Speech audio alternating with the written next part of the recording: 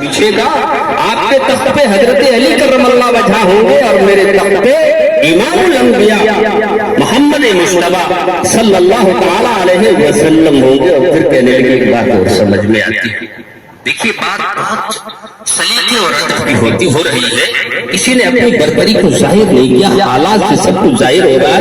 اور پھر حضرت عائشہ کہنے لگی کہ ایک بات سمجھ میں یہ آتی ہے کہ جب حضرت مریم پہ تہمت لگی تو گواہی حضرت عیسیٰ کرم اللہ وجہ نے دی، ایک بچے نے گواہی انی عبداللہ آتانی الکتاب وجعلنی نبی۔ تو حضرت عیسیٰ علیہ السلام نے گواہی دی ان کی پاکیزگی کی، اور جب حضرت یوسف علیہ السلام پہ تہمت لگی حضرت زلیخا کی طرف سے تو شہید شاہد من اہلہا کہوارے کے ایک بچے نے شہادت دی۔ اور جب واقعی جب منافقین نے میرے اوپر تہمت لگائی تو کہیں بڑا ہوگا، تب کہیں یہ خوبصورت عبارت آپ کے سامنے ہے، اسی کے صدر المدرسین حضرت مولانا قاری رشید احمد صاحب دامت برکاتہ سے میری گزارش ہے کہ تشریف لے آئے، کیونکہ بھی آپ آئے۔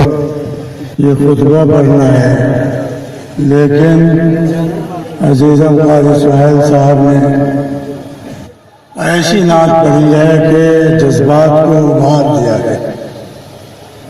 یہ مجمع ایسا نورانی مجمع نظر آتا ہے کہ جدھر دیکھیے تو ہی نظر آتی ہے، یہ فرشتوں کی جماعت نظر آتی ہے۔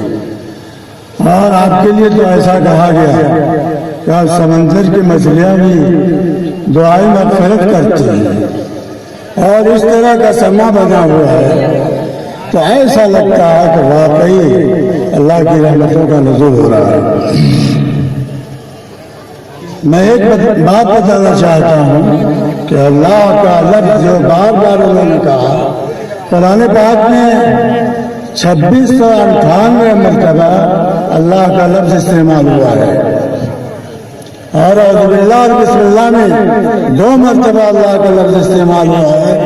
اس طرح سے 2700 مرتبہ اللہ کا لفظ قرآن میں استعمال ہوا ہے۔